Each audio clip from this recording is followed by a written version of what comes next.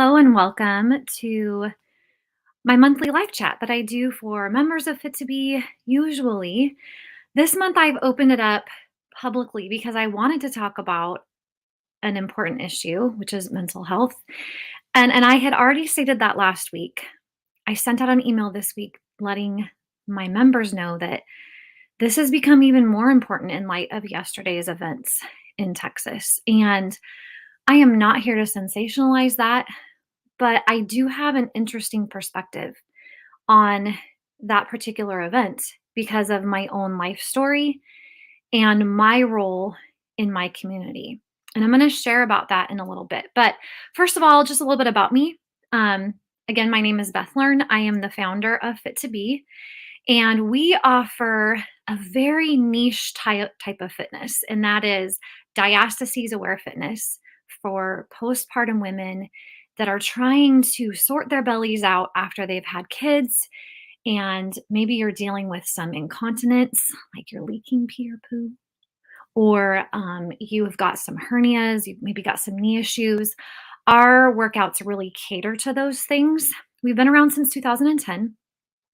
And I really love what I do. I have worked as a fitness instructor since I was 18. I'm currently 43.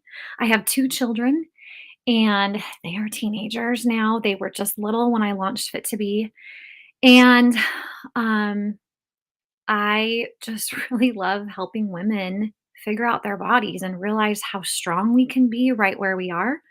Today, I want to invite you to check in. Tell me where you're coming from. Leave a comment. No matter what platform you're on, I am using a service that lets me to see your comments from wherever you are coming from, which is really cool. So I should be able to respond to them and see them. And if you want to come on screen at any point, if I ask something and somebody wants to share, you are welcome to do that if you feel comfortable. So mental health. Right off the bat, I want to make a really big statement. And that is that all the studies coming out that look at fitness and mental health, they are connecting some really big dots that prove how daily movement, really of any sort, has the power to improve mental health better than any medication on the market. Now, I'm not saying that medication is not important and that medication never has a place. I myself spent 15 months on Zoloft when my son was a toddler, my second kid. I was dealing with severe anxiety. I couldn't look at a sink full of dishes without wanting to kill somebody, and that was not a healthy thing. Um, and I'm going to be really blunt as we talk today because I know that what I've experienced is not an isolated incident. And it took me a lot of courage to talk to people about it back then. And honestly, I'm kind of trembly today because this feels even bigger right now. I recently I'm just being honest, and this takes courage because there's a lot of judgment out there. So I might get emotional a few times, and I'm just going to ask you to hold space for me. But last year, I went in and I got an updated mental health evaluation. And it came back that my severe anxiety is now just general. And, but I am dealing with also general depression now. And of course, 2020 was a lot of things shifted. I have a beautiful life. I have wonderful support. I run a great business. But I dealt with some pretty severe trauma as a kid. I was bullied a lot. We had a family incident where I was beaten up by a family member when I was in second grade. I am currently going through additional counseling to address that. And it is really, really tough. I have survived a massive disc herniation and disc replacement and spine surgery back in 2017 that had me flat on my back for months. I've dealt with pregnancy loss. I've had a miscarriage.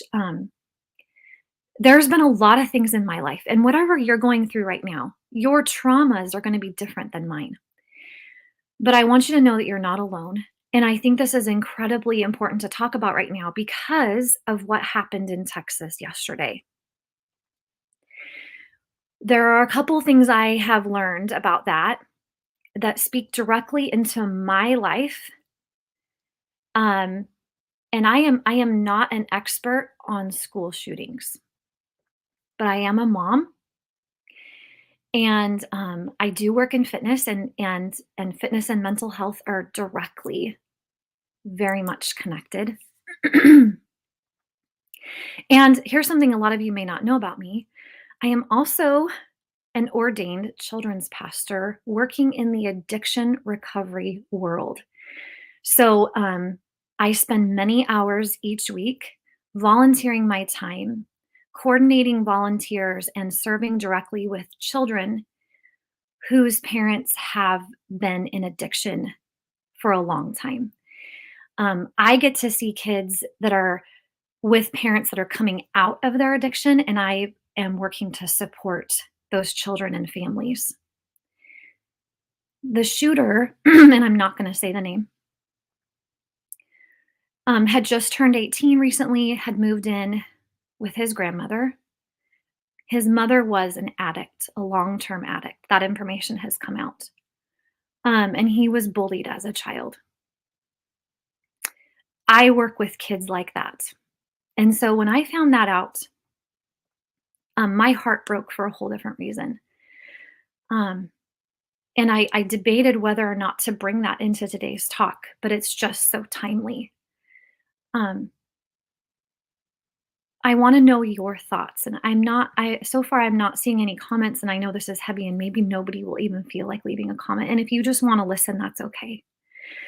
But today I really want to give you permission as parents to take care of yourself and to take care of your mental health. Um, a lot of addictions start because there's severe pain and trauma. When I went through spine surgery, I was prescribed 3 different kinds of high-level painkillers.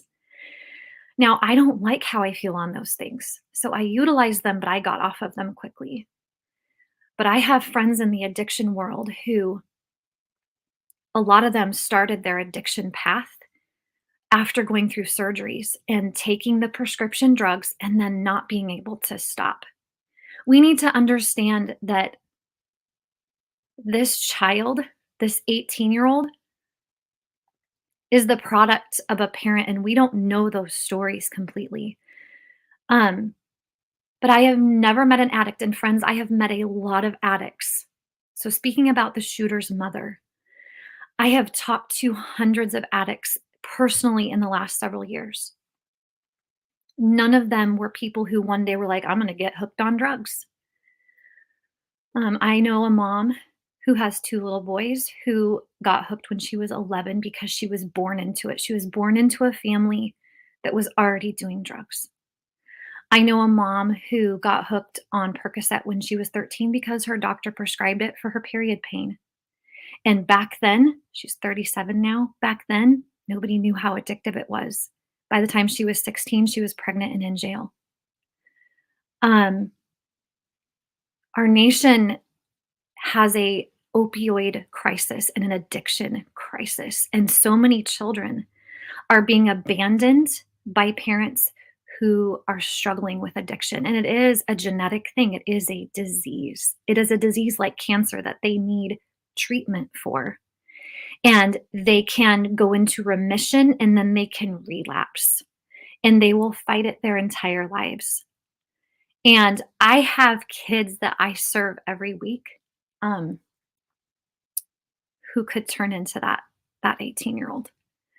And I don't want to be alone in serving that. And so if you're feeling helpless and hopeless today, or if you're struggling with your mental health, I want to encourage you to do a few things. And I want to talk about this. I want to know what you're in, like, what do you feel like you can do? What do you feel like other people should be doing in addition to calling your senator and all that?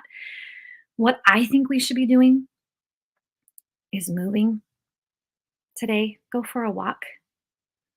Pick up a couple of dumbbells and move them around. Do a Fit to Be workout if you're a member. Take some deep breaths.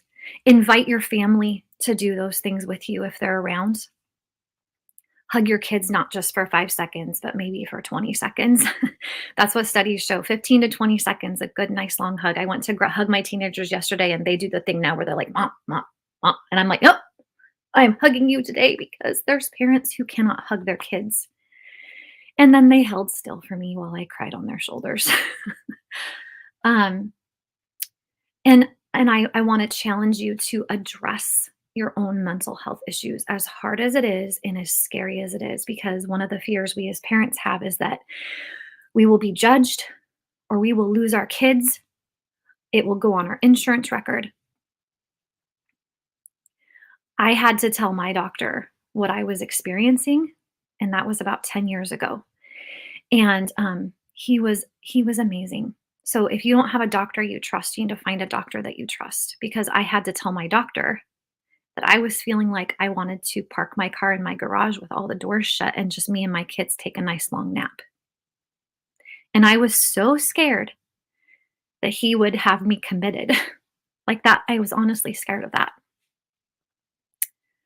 But he showed me empathy, and he asked me a lot of really good questions, and then he wrote me a prescription, and he was clear, "This is not a long-term thing. I want you to take this for this long, and then I want you to check back with me, and I wanna get you into counseling," and I did those things, and I got some strategies in place, and one of those huge strategies was daily movement. It is a major way that I cope with my struggles. Um, and I think about the mom of this shooter, and I don't know what she was struggling with. Um, but I know that she was an addict, and I know that her son, as soon as he was 18, had moved in with his grandma.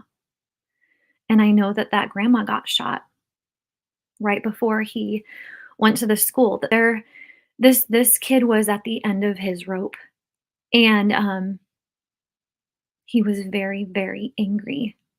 And I don't want my kids to turn out that way, and I don't want um, the kids I'm working with to turn out that way. But this stuff is so hard to talk about, and there's stuff that needs to happen at a big level, politically, big nationwide level. But there's also stuff in our own homes and in our own hearts that we need to deal with, and in our own neighborhoods. Um, and we need to get really, really honest about what our struggles are. And we need to be honest with our kids. Um, and I believe we need to look for ways to get involved in addiction recovery. Now, I am a normie. I've never dealt with addiction issues. Um, I can have a glass of wine and put it down and be fine and not have another glass for weeks or months. My friends that are in recovery, they shared some of the most funny memes about, you know, one bottle of beer for you is a party. A bottle of beer for me means I'm drunk and homeless by the next week. Um, and we need to set aside stigmas that say that those people are dirty and unlovable and that they don't matter. Um, because I'm here to tell you that those are other people's children. And those children are having children. And then those children are, when their parents are in addiction, uh, they're either still living with those parents and going to school, sometimes stinky and dirty, and getting teased and made fun of, or maybe they're in the foster system and they're bouncing from home to home. And then we end up in the situation with an 18-year-old that is done. And honestly, I am so tempted to feel alone in this, which is so dumb. I'm so tempted to feel like I'm standing in the gap and I've got these kids I see every week, and who else is gonna do this? And is there anybody else out there doing this? And I know, though, that there is people. And I know I'm not alone in my own issues. And so I just want to shed light on those things. I want to read this comment that came in from Heather. Heather, thank you for sharing. Anxiety and depression runs my family, and her 3 girls deal with different types of anxiety. She fights anxiety. She says her youngest daughter in the last 6 months has made some huge strides in dealing with OCD and anxiety. Never thought she'd be able to live a normal life. This is massive. When mothers dare to confront and get honest and say, this is what we have, and we put a name to it. I think being able to name it is not about being a victim. Being able to name what you are fighting in yourself and in your family actually can give you power. Can I get an amen? Because we can say, this is my struggle and this is what I can do about it. My own kids also deal. And it can be very genetic. I think it also is a massive product of where we're at in the world. I'm a governor. So Sharon says so on Instagram. She's amazing at boiling down hot topics and stuff that's going on in the world very objectively and in a non-biased way. If you're a governor, give some shout outs. I actually went to college to be a political science major and then switched my major to exercise and sports science, which was a huge switch. But I try to really keep politics out of Fit to Be because I want this to be about fitness, and that's pretty much it. So today is a little bit of a crossover. But I think it's important to rise up and do what we can do. And it's important to acknowledge family history. You know, even the Bible says the sins of the father will be visited under the third and fourth generation. That's like there's this genetic component, right? And I have the blessing of working with people who are trying to end that cycle. And it is so amazing to see how much their kids change. Like I get to see when their kids first start coming into my program and their parents are fresh out of their addiction, just starting to get help. And then I get to watch how their kids start to brighten and lighten over the next several months. And it's messy and it's so hard. And we as communities need to come around people like that and support them. So, like, even going so far, like, let's do an even bigger fitness crossover. Like, if you know a mom who is struggling today, you may not know if she's even dealing with an addiction. Because the reality is, there's a lot of people using drugs at a very high functioning level. There's a lot of people using cocaine, abusing pot, marijuana, um, using oxycodone, all of that stuff just to get through their days and be able to function. They don't look bad sometimes when they're on stuff. They look terrible when they're looking for a fix, when they're coming off of it, when they're detoxing.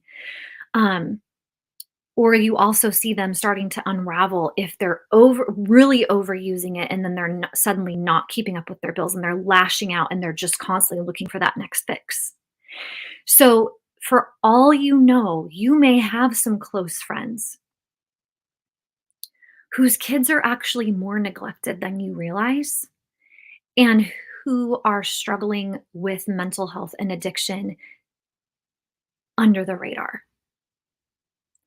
And watching for those signs, watching for those struggles, and just being kind and inviting them for a walk, inviting them into your workout, talking to them, asking, how's your day going? Smiling and waving at your neighbors, not just driving by, okay?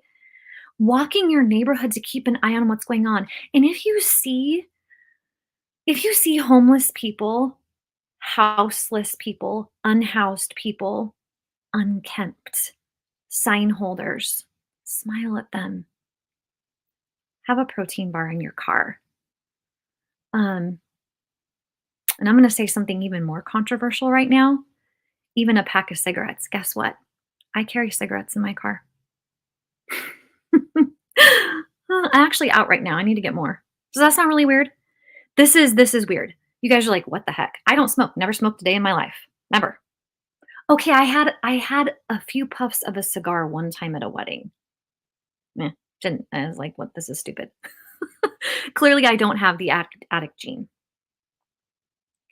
To a meth user, a heroin user who, is unable to get their next fix and is feeling suicidal, getting a cigarette can literally keep them alive for another day. It can be a quick fix and a conversation starter and an "I love you" and a "I'm here for you and I see where you're at." And I know that sounds weird, um, but that's how a lot of our crisis response team, which I'm not a part of, but in our community, we have crisis response teams.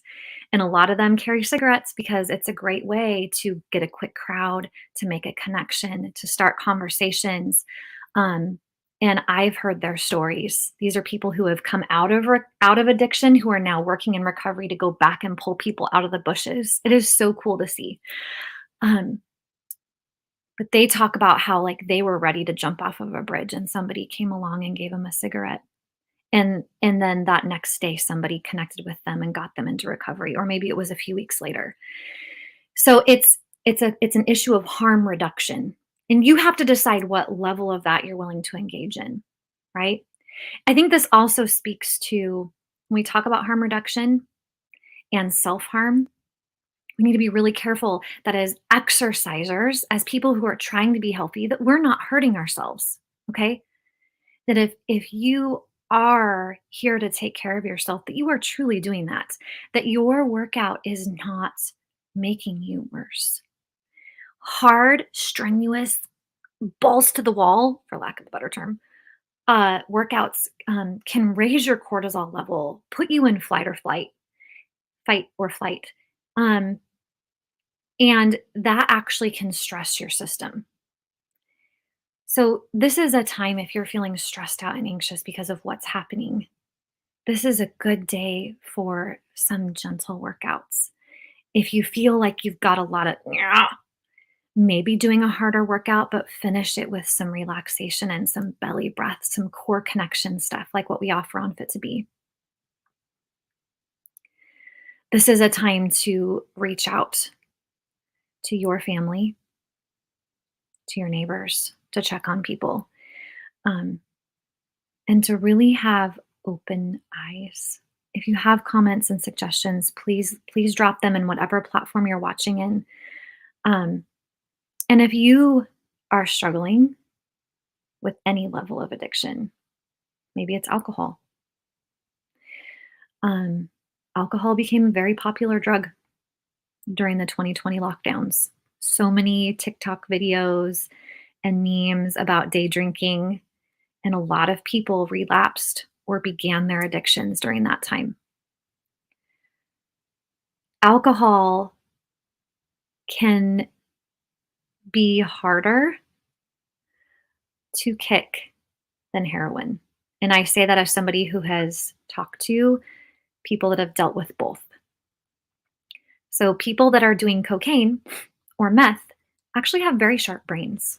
They remember more than other people when they're on that stuff. They're going to remember if somebody's mean to them on the road. They're going to remember somebody flipping them off. They see everything, they hear everything. That's why they're so sketched out. Okay? Or heroin, that's meth users. Heroin users, they got the nods. They're very sleepy, but they're still very aware. When y- and their judgment is actually not that impaired in terms of just daily stuff. Like they're not paying their bills, so their judgment's impaired that way. Um, and I'm even second guessing what I just said because again, there's users who are paying their bills, who do have homes. They're high functioning users. But it once they hit rock bottom, all that starts to fall apart. But people who are drunk on alcohol, their memory and their cognition and their judgment are severely impaired and they won't remember stuff that happened. And it's actually harder to detox from alcohol than it is from heroin. It's worse. I did not know that until a couple years ago. So if you are dealing with alcoholism, that can be a hefty thing, but there is help, okay? And it's so vital that you get that help so that you can be there for your kids. Because your kids can't raise themselves. All right. They might be independent, smart, brilliant little creatures. And maybe that mama of the shooter thought her kid was okay. Or maybe she had just given up on feeling needed and wanted herself. Her kid was a teenager. So maybe she figured everything was fine. But this is a kid who had gone to that school as a child, the school he went back and ruined. And we don't know all the details of what happened, but I have to wonder how things could have been different. And I have to ask the hard question of, am I doing what's necessary for my children right now? You know, my son was bullied when he was little. And man, I went to bat for him. And when I didn't think it was being handled right, I walked him out of that school and I fought for him. And I wasn't sure I was doing it right. And I was dealing with my own anxiety. But I don't know if that mom was there for that kid when he was bullied. I don't know if she was too inebriated or high. We don't know that part of the story. But I think we should try to fill in a few blanks for the sake of meeting our own family issues head on. I think it's important to ask, what if? And what happens with my kids? And am I doing enough to show up for my kids unimpaired? And that is hard when your mental health is messed up because alcohol and oxy, those can make you feel better, right? They can take the edge off and they can make you feel more loving and loved. Um, but they also really mess things up. And we need to make sure that we're not perpetuating that and that we're eyes wide open to any of that happening in our communities and neighborhood. Meg says, thanks for talking about this. I came from a family impacted by mental illness and addiction. I've had to be brave and face breaking cycles for my kids. I'm very grateful for your ministry. Yeah, I think you're welcome.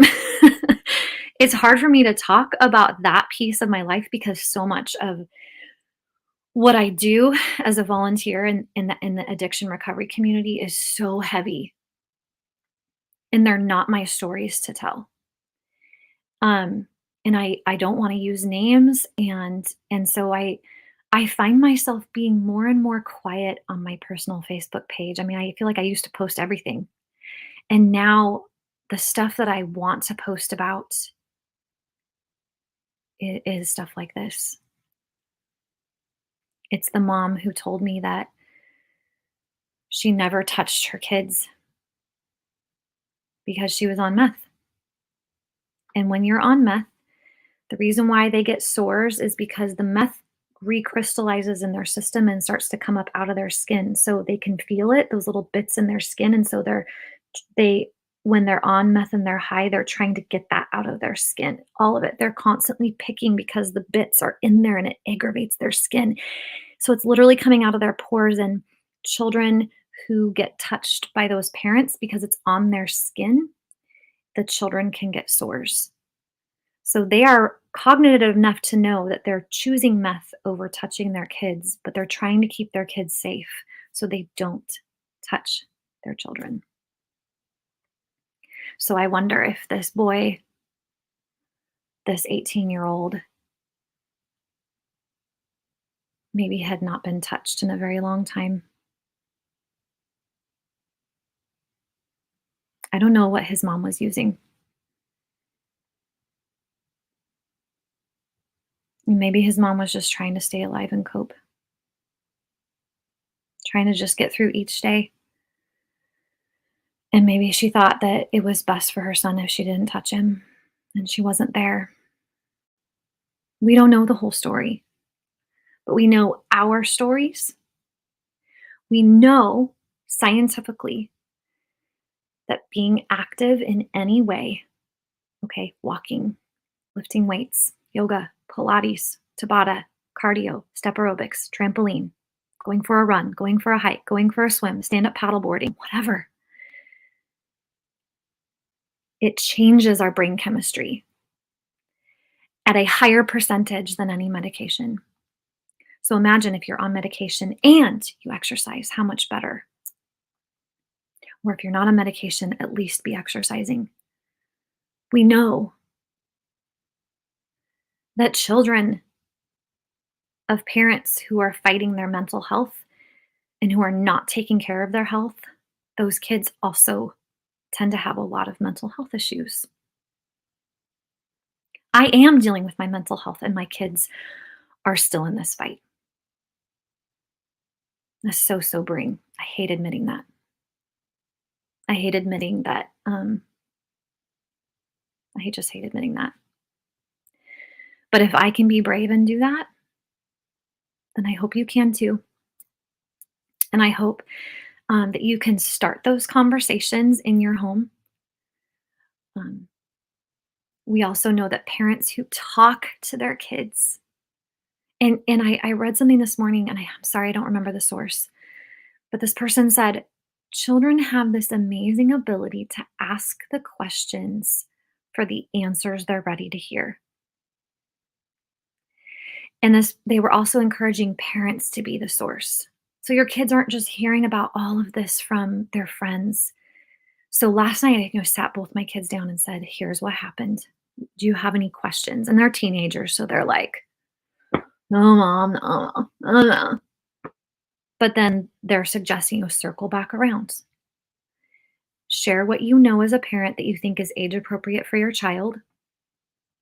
Be honest with your kids about your struggles at an age appropriate level, and then ask if they have questions. Because the more your kids know, the more they can have eyes wide open to their own issues, and they can see you dealing with it, and they can know, hey, if my parents are dealing with it, I can deal with it. And then you're doing it together as a family. You're fighting it as a unit, as a team. And together you can be open and upfront and share tools and techniques. My daughter and I do that a lot, and it's good. Amy says, there's usually a homeless person with a card by our Costco rotating people. So I've started buying an extra bunch of bananas to give them. I love that. I love that. And I want to display this other comment that Meg sent in. Whatever you feel led to do is what you should do. And you shouldn't overthink it too much. There's a lot of conflicting advice about giving money to people that you might see. There's a couple times I've seen people with signs that are like, I honestly just want to buy a beer. Or, I need dog food or whatever. You need to do what's on your heart. And my own daughter carries fruit snacks. She's spent the last few years with us in our world, and she also has served. She's worked in the media and sound department of our church that really caters to people in addiction recovery, and she has a lot of friends. And I like to say, don't mess with my kids because their friends were thugs. All of our friends. Like, you are going to hit a wall of thugs. The people that have been to hell and back and come back and are now pulling people out. And they are the strongest, most resilient, hardworking, passionate, brilliant people you will ever meet. By the way, a lot of the guys that I know that have been in addiction, a lot of them started when they were put on ADD medication, which is actually pretty much just a lot of it is watered down heroin, depending on the brand you get, because it mellows them out. And they spend years on that medication, and they spend years being told to sit down and shut up. So they think they're bad for having all this energy and all these ideas. And then they start taking more and more and more stuff. And I say that without judgment for any parents whose kids are on medication because I know you're doing what you think is best. I've had my own family members on that stuff, not my kids, but I've had other family members. And it's not a guarantee. It's not that you're going to be on that stuff and then turn into an addict, but if you have the gene and you are prone to that and nobody really knows, that's something to watch for. Maybe we need to stop telling our kids to sit down and shut up so much. Um, yeah, Heather says, "Can you post the live?" Yes, the live will be available for replay. It'll post on our YouTube, it'll post to our page, and it'll post to our private forum. So yeah, you'll be able to go back and watch it. And in our private support forum, I'll make sure it's pinned to the top. Um, yeah, like I said, people who are in addiction. So like this mother, I know there's gonna be a lot of people pointing fingers at the mom and saying, "Oh, what a dirty, she should have just got clean. She had no, what a dirty junkie. Junkies raising kids. They have no business raising kids." She, I guarantee, had her own trauma. I guarantee that she, again, did not wake up one day and be like, "I want to be a junkie. I want to put drugs ahead of my kid." That's not how it works. Okay. I know these people. It is not how it works. It is a disease. And they need help and they need love and they need to be seen as people. And I know there's a phone number in your community that if you see somebody struggling, even if they're like lashing out and trying to catch flies in the air and they're stumbling around and you feel like they're dangerous, there's a number you can call in your area that will send a team of people to that person. I love that where I live, I have friends I can call that are part of those teams. I can be like, "Hey, Billy, there's a guy. Come get him." And my friend Billy, who has been in it, who has lived experience with it, who is now a licensed peer counselor, has a job doing this for a living. It is so awesome. He'll come and he'll talk to that person and he'll help that person get help. It is just amazing. Um, Heather says, "Yeah, talk with your children." Um, yeah, we went to counseling when she was younger to get the skills, not ready yet. Yeah, it is about being ready. That's and sometimes they're not ready. I have a very good friend who I knew he was clean for almost 2 years and then he relapsed. And it was so gut wrenching to know that he was back out on the street. Ugh. And then he got clean again. And I went to his 1 year um, AA celebration meeting. And at that meeting, he said that he had been to detox 47 times. 47 times he went to our local lifeline, is what it's called. But then he would relapse again. And but people don't give up on him. They don't give up and they don't give up and they don't give up. And he's doing better now. And we need to be there to support those people. Stephanie says, "Yeah, medical community doesn't lean towards full disclosure." I know. But knowing the side effects of those medications, and if you're a parent whose kid is on those medications, it's crucial for you to know the side effects and be very aware and make sure you're actually equipping your children with tools. And I'm going to make a connection to the core. So I am one of the core fitness specialists that recommends splinting for your abs. If you're dealing with a severe diastases, you're having trouble with your posture. To me, it's like having, a fractured arm. You put it in a splint and you let it have some healing time, and then you also do exercises. To me, those things need to go together. It's a similar reason why we moved to using walking casts in the medical world instead of just a cast and not letting people walk on it, because it was recognized that healing took place faster when you wrapped the area and loaded and worked the area. Mental health is the same way. We can medicate it, but we also need to exercise it. We need to get counseling, get techniques, get coping strategies in place, get community support, um, get fellowship, get encouragement. For addicts, going to the AA, getting a sponsor, working the steps. It's never just this one-sided thing. So it's not even that with fitness. I'm not here to say, hey, you got mental health issues, you need to work out. That'll solve all your problems. No, nope, nope, sorry. Mm, I mean, maybe that'd be awesome for my bottom line because I could be like, hey, and I have a fitness site and I sell workouts, and hey, this is going to solve all your problems. Just come work out with me. I made those workouts and I still deal with depression. Ooh, that's not a good selling point. But imagine where I would be. I don't think I would be showing up here today if I did not have my coping strategies in place. One of those is fitness. One of those is my sleep hygiene bedtime routine. One of those is my women's group.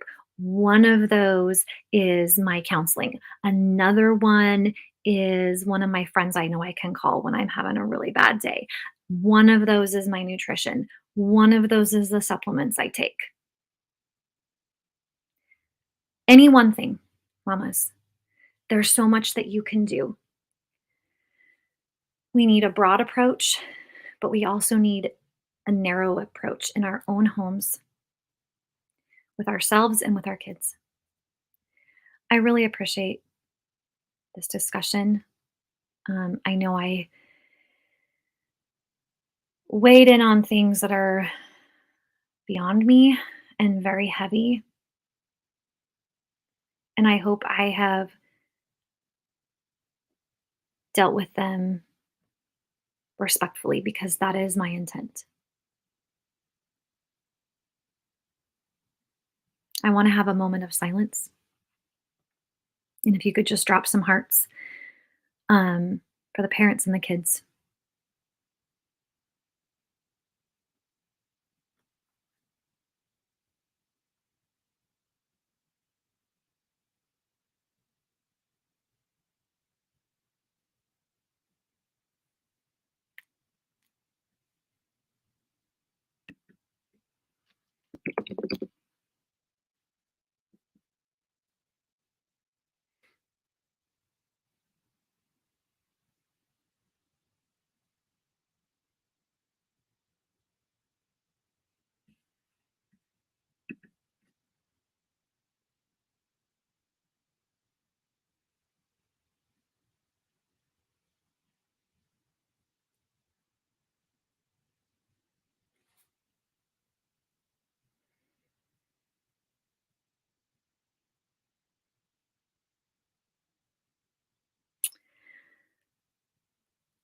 Amy, yes. In whatever way you feel comfortable, starting the conversation and asking if they have questions, letting them know that they can talk to you. It begins in our home. Like I said, I'm a governor and I follow Sharon. Sharon says so, all one word on Instagram. She's brilliant. She was saying yesterday, like, thoughts and prayers, they're just not enough. We got to do more. And I agree. But I do think that they're important, that we think about it, that we share those thoughts, that our hearts, our faith, our beliefs, that we authentically seek to serve out of that place in whatever way we feel led, starting with our families and in our own homes.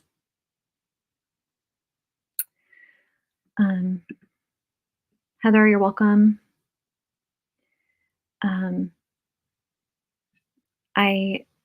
just grateful for all of you. And again, I know this was a heavy one. I'm here. If you want to send messages, if you've got questions, if you want to post questions, I'll circle back to them and answer them later. Once again, I encourage you to set aside some time today to move your body. And if you can, invite somebody along with you. We are created, I believe, for connection.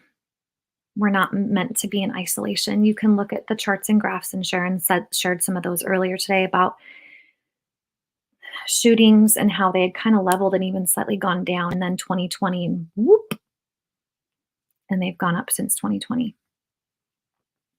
There's a lot of hurting people out there, and hurting people hurt people.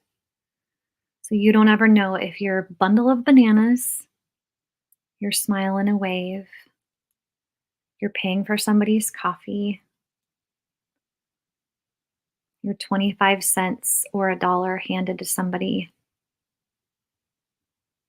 your eye contact with a frazzled mom and that nod of, I get it and I'm here for you at the store, literally could save somebody's life, or a pack of cigarettes. Whatever you feel led to do, do something today, tomorrow, and maybe your something is just for yourself. Maybe your something today is resting and thinking, praying, processing where you're really at and where your family is really at, and maybe having some hard conversations at home. Maybe that's your something. Last night, one of my somethings was my daughter had not done one of her chores. She had already gone to bed. And I stood in the kitchen wondering, do I go get her? Do I go get her and make her do this chore? And then I thought about the parents that probably have some undone chores from their little kids that didn't come home. Maybe their job was emptying the dishwasher or feeding the cat. Put it into perspective, my annoyance at my kid not doing their chore. So maybe your something is just having some grace on yourself for things that are undone today, and your kids for things that are undone. Maybe shove it all aside and go get pizza and watch a movie. Do what is special to you and your family. Another thing I did last night is I had actually been in my sweats all day. And then I learned about what had happened in Texas. And I, this sounds weird, but I actually put this outfit on. It's this cute little dress, little smock top and leggings. And I wore it again today because I thought that was cute and I would wear it for this. But I put that on last night because I thought about the mothers that were grieving. I don't know. I just wanted to get dressed up for them. Our brains do weird things. Just showing up for people as we are able.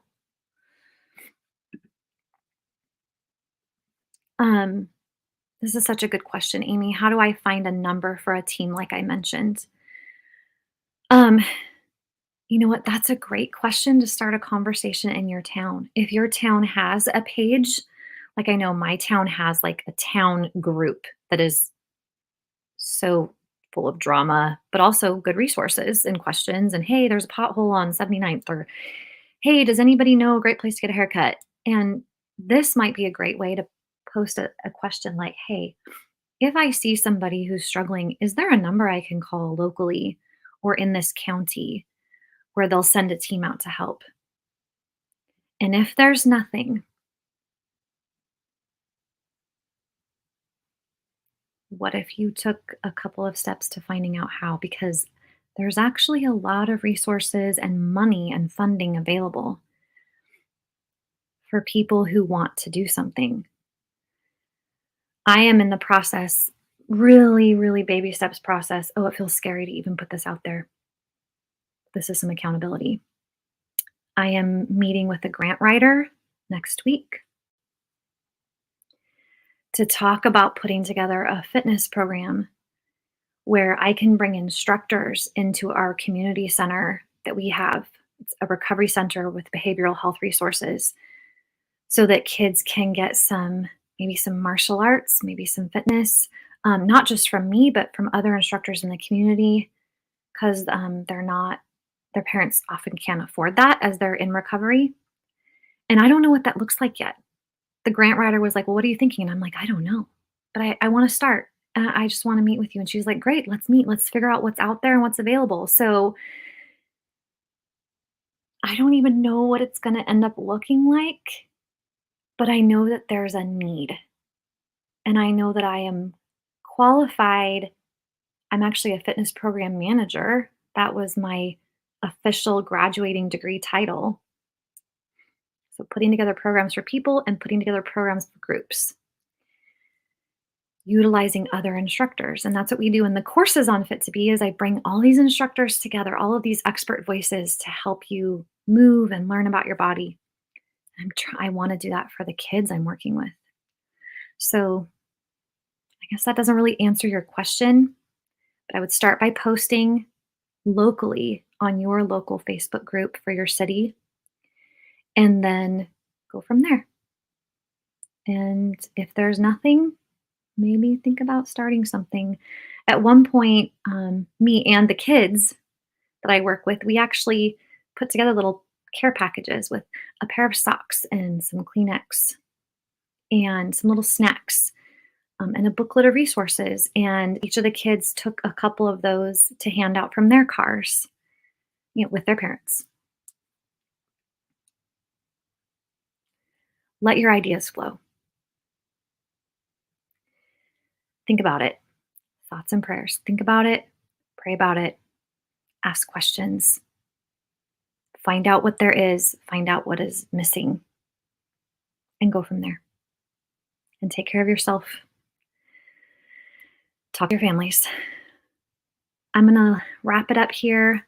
Thank you, everybody, for your comments, for your hearts, your heart comments, and your actual hearts that I know want to make a difference. I wish you all well, and I wish you peace, and I wish you some beautiful movement that feels good to your body today at some point. Have a wonderful day. And thank you.